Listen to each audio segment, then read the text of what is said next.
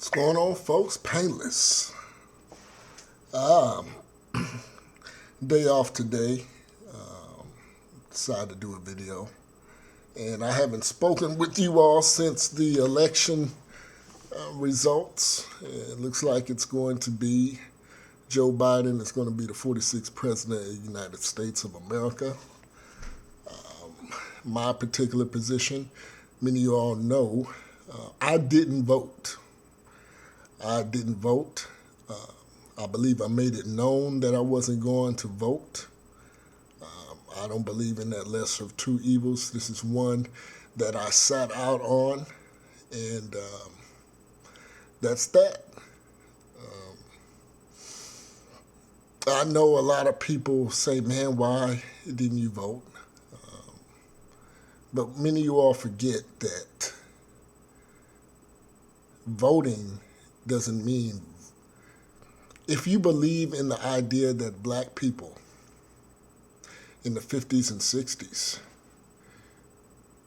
went out their homes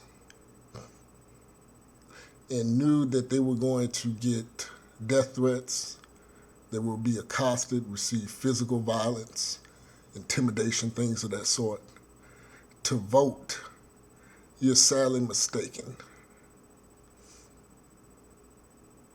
You're sadly mistaken. There's other forms of voting.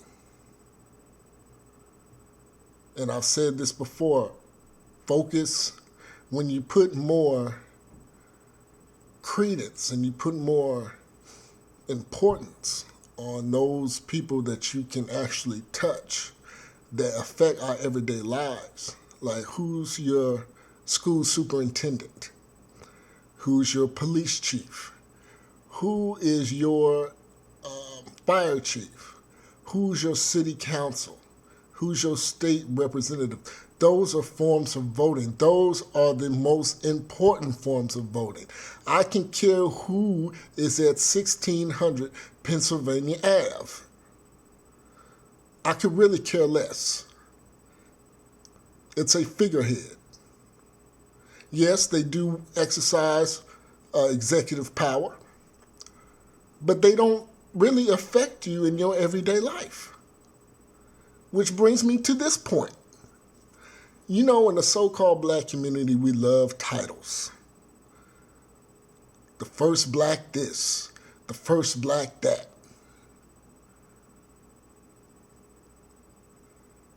Just figurehead, but actually, so long as they're black, they're good. But you require no action from these people that look like you, that you're dancing in the streets and doing the butterfly and things of that nature.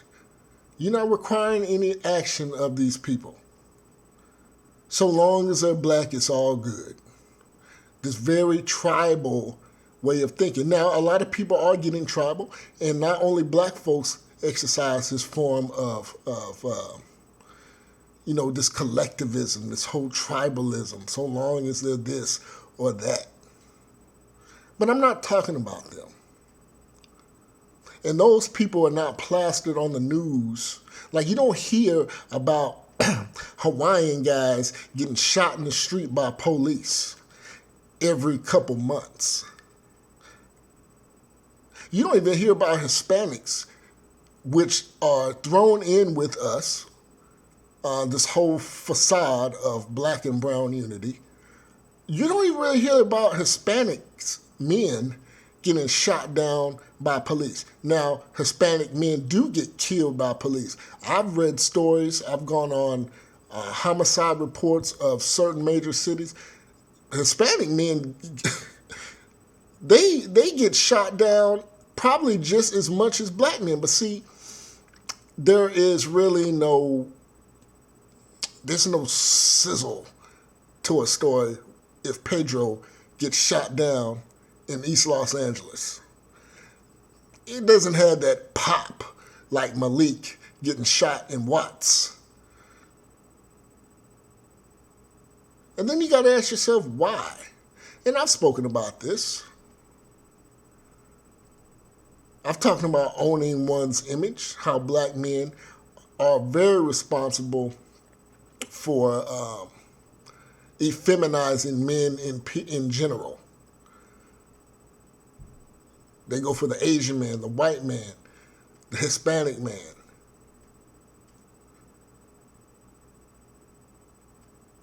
The flamboyancy in the so-called LGBT community within the so-called black community.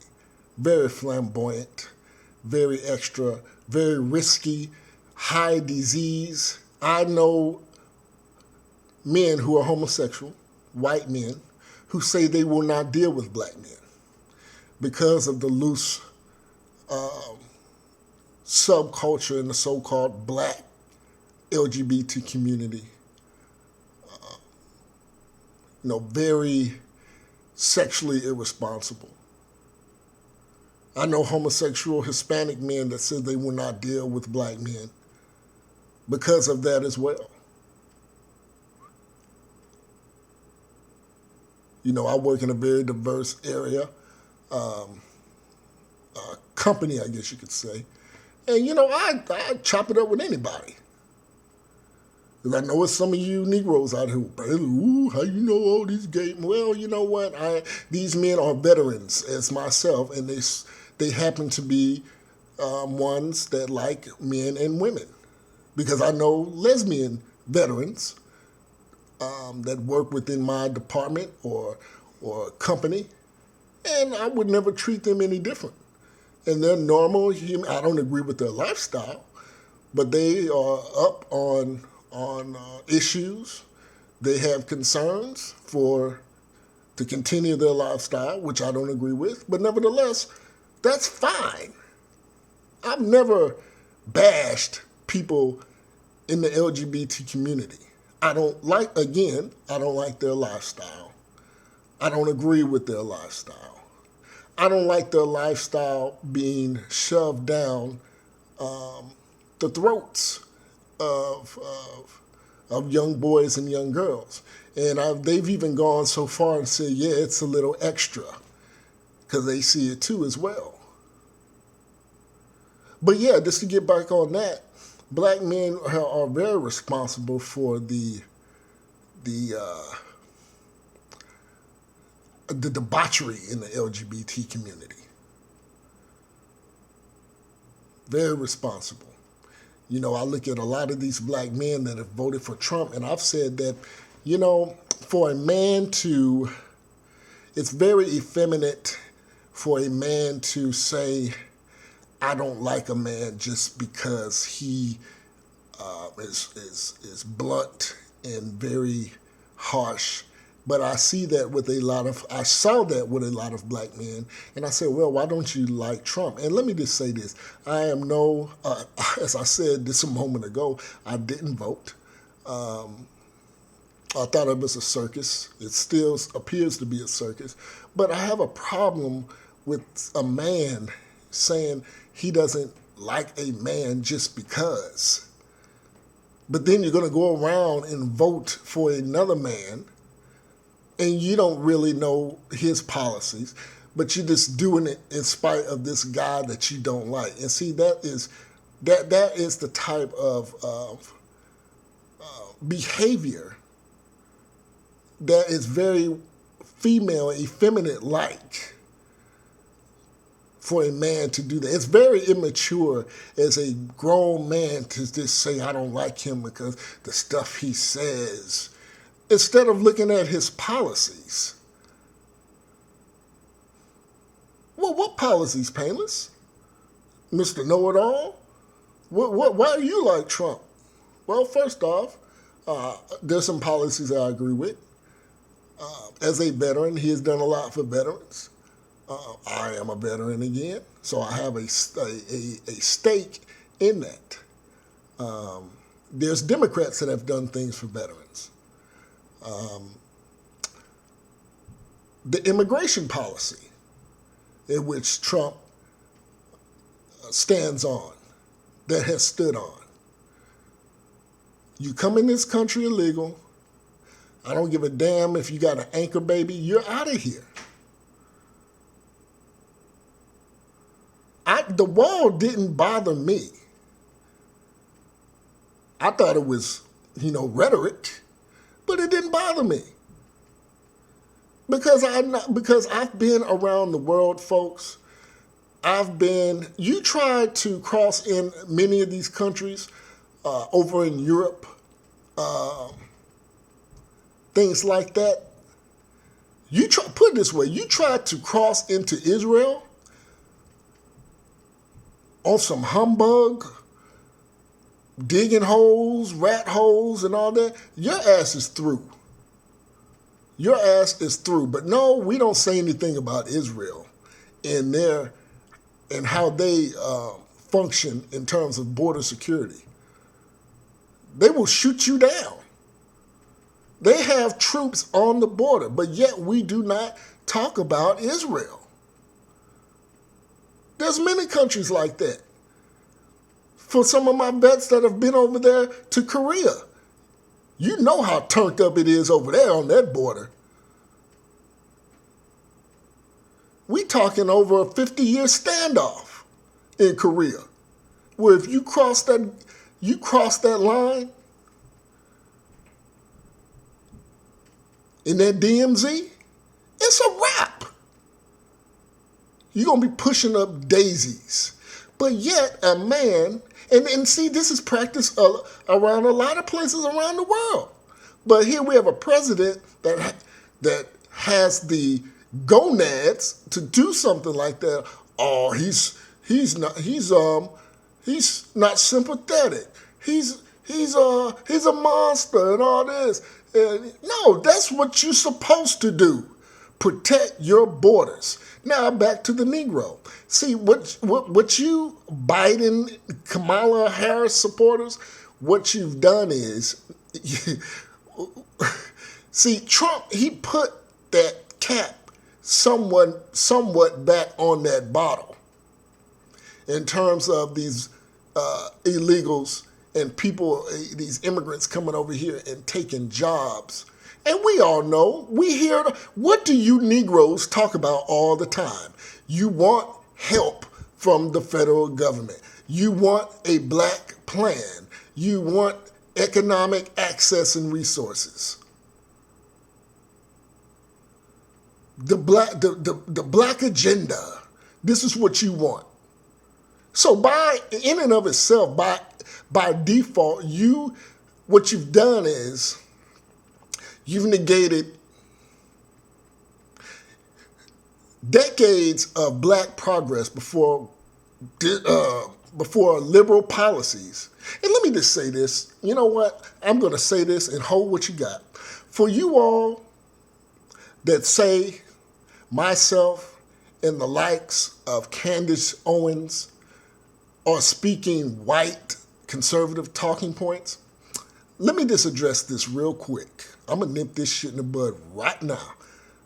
When the shit makes sense, it makes sense. So if we regurgitate what fucking makes sense, it just is. 2 + 2 is 4. I'm not going to go out of my way because whoever discovered 2 + 2 is 4, I'm not going to go out my way and say 2 + 2 = 8 just because I don't like the person who created the logical, factual, long-standing idea that 2 + 2 is 4. Well, what do you mean, Painless? It means that if these white conservatives are making fucking sense to me, and I happen to agree, and I parrot what they say on a much smaller platform, then so fucking be it.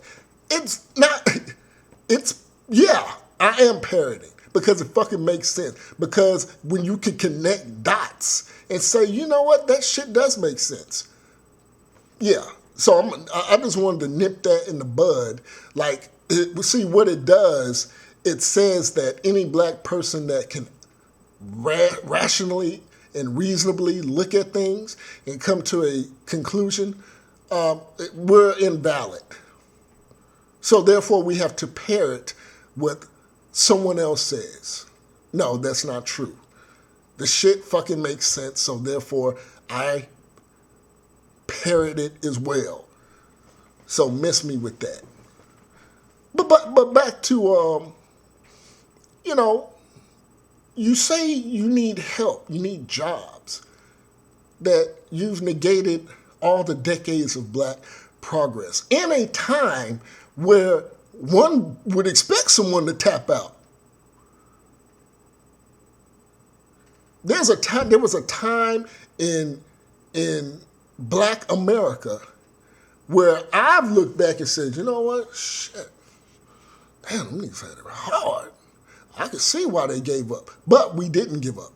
We built businesses. We were doctors and lawyers. Still are today.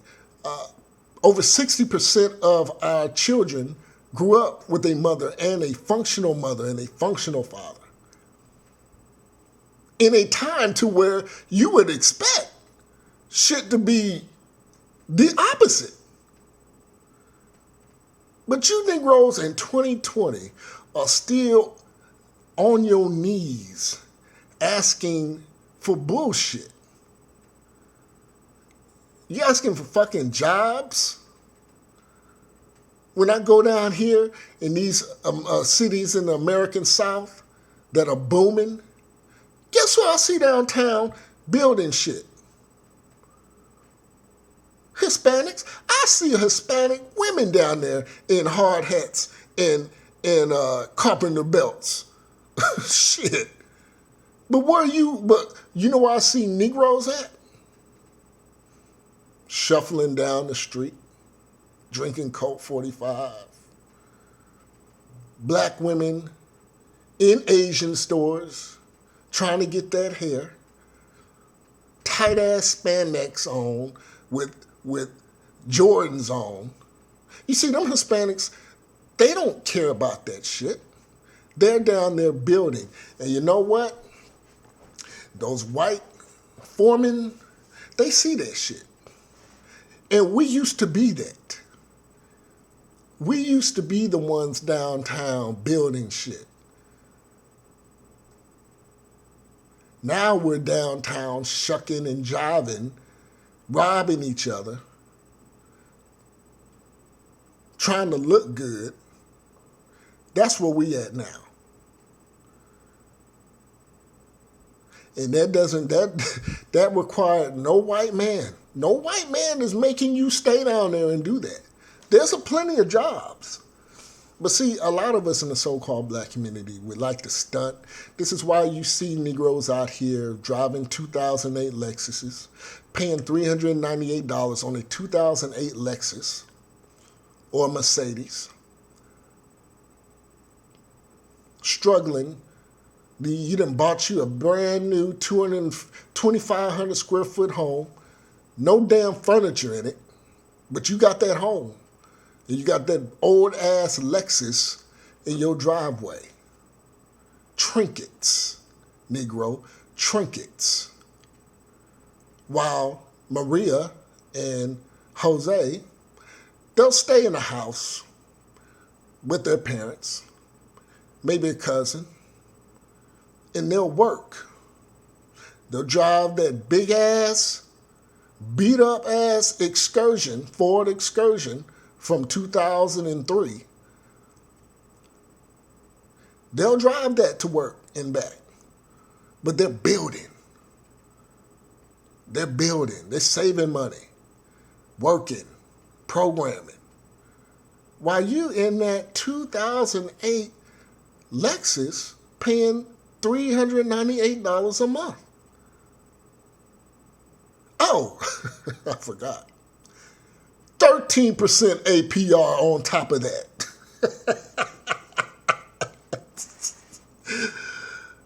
And guess where you got that car from? Habib in them. To where if you miss one payment, he's got a button that'll shut that motherfucker off. You run in to the Chinese or the Koreans or the Vietnamese to get your nails and to get that hair from another woman's head that doesn't look like you. You come out, you done missed the payment.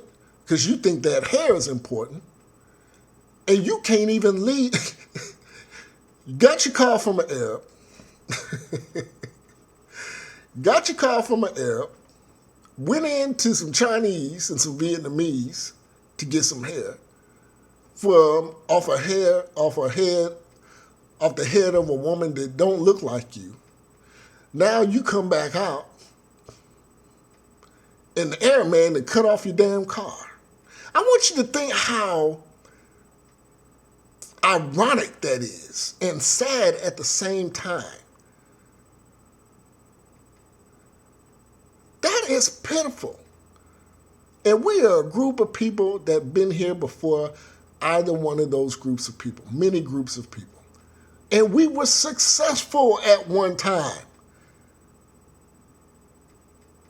And this is what we've been reduced to. This is what we've been reduced to. Now you asking a 76-year-old politician to do something for you. We need jobs. We need opportunity. Negro, you've had opportunity. And I've told you that ship has sailed on the Negro. The white political establishment has moved on to other groups. They say, you know what, we've done all we can for you Negroes. We've given you affirmative action, which a lot of black people back in that day don't agree with. I don't agree with affirmative action. I don't believe in it. We've given you all type of initiative programs. We funneled so much money through these Democratic ran states. You Negroes with your titles that black folks have continuously voted your butt in, have taken that money, went on lavish trips, bought that 2008 Lexus, buying Fendi, Gucci. I mean, they're done with you. Well, we see how we impacted this vote. But you sold yourself to the slaughter. Because under Kamala and Joe, what they're going to do is, like I said, see, Trump put that bottle, that top somewhat back on that bottle with immigration. Now, you know what Kamala and Joe are going to do? They're going to bust that mug wide open. And now you're going to see an array of immigrants over here. And guess what? Those jobs are going to go to them. Because you can't get off your dead ass and take your butt to school or develop some type of trade, but you over here clout chasing and stunting and stunting on each other. Two Negroes love to y'all ain't got shit but love to stunt on each other. I don't get that.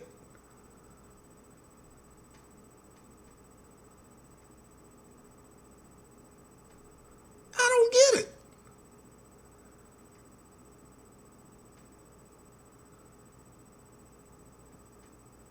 So that's what we got going on, folks, you know. And like I said, you black men out here, out here mad because a man says something. Now, Trump, he does say some inflammatory shit. But that's not enough for me to get in my feelings.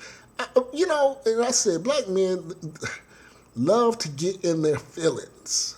And I believe that has a lot to do with the murder rate amongst black men. Well, painless Mexicans kill each other. White men, first of all, I'm not talking about them. Secondly, I get that, but not to the degree that black men off each other. And I believe a lot of it has to do with black men not being able to control their emotions.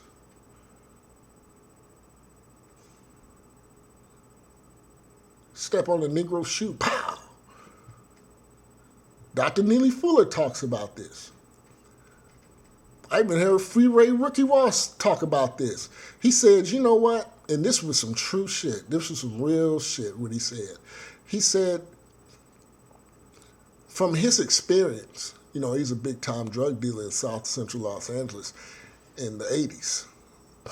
He said, from my experience, a lot of black men that died, that were killed, didn't have high school diplomas. Now, one would be like, okay, what's that got to do with the price of tea in China, Ricky?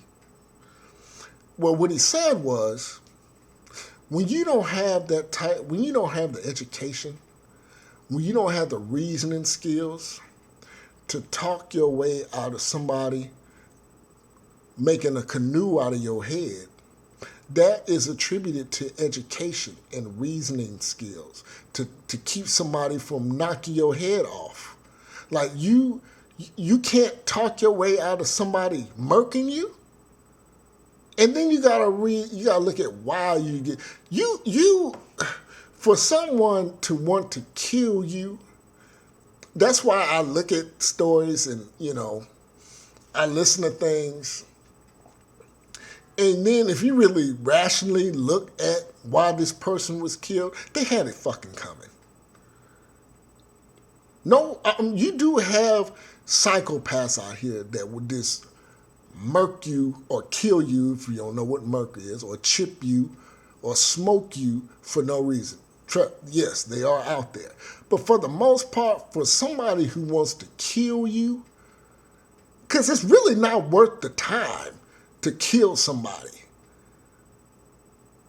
Especially now. I mean, back in the day, back in the early 70s, you could kill somebody, do 7 years and get out, and kill somebody again, do 12 years, especially with youth, because there were no real child laws. Like, okay, there's no law for this 14-year-old that just shot this dude in the head. What do we do with him? Oh, just give him 7 years. There were no laws on the books to administer a 14-year-old killing somebody. That's why you see a lot of old dudes, they got like 15 bodies on them. And may be out of jail if they slow down. But what I'm saying is, for somebody to kill you, usually it's your fault.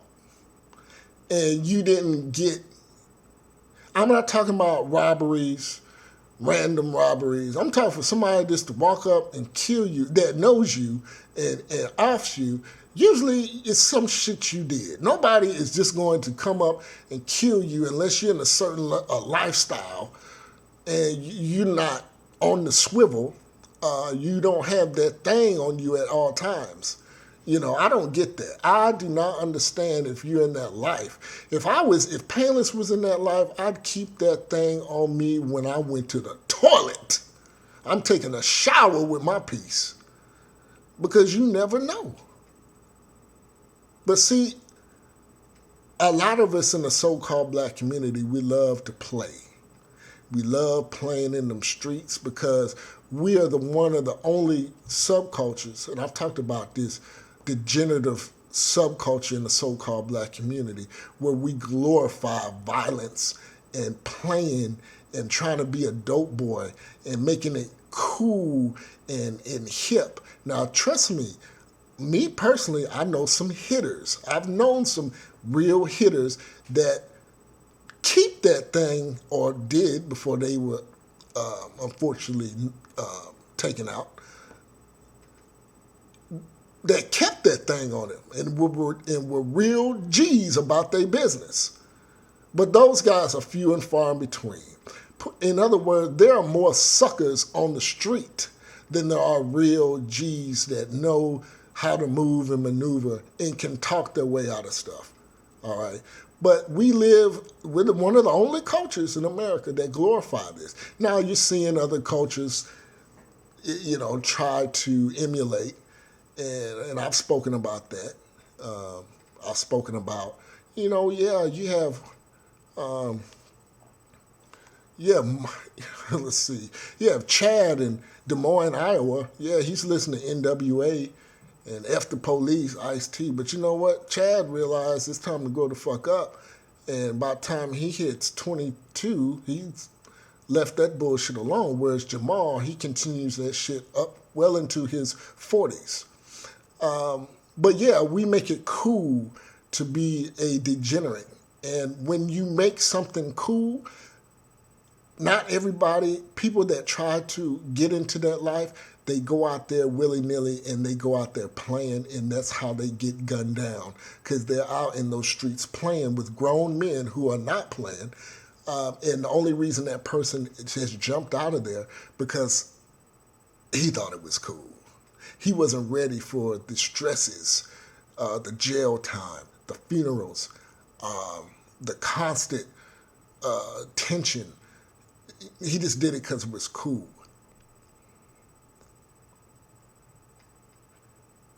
And there's prime examples. I mean, you look at the prisons amongst black folks, amongst men. We're so fragmented. That's why we, you know, easy to get at. Some of my listeners that may have done extensive time in certain correctional facilities around this country, we're not unified in the prisons as black men. We're fragmented. Whereas other groups are much more regimented and ready to go for war. At the drop of a notice, at the drop of a hat, or it's game on. Whereas we so that's, I've spoken enough. Like, subscribe, check it out. Peace.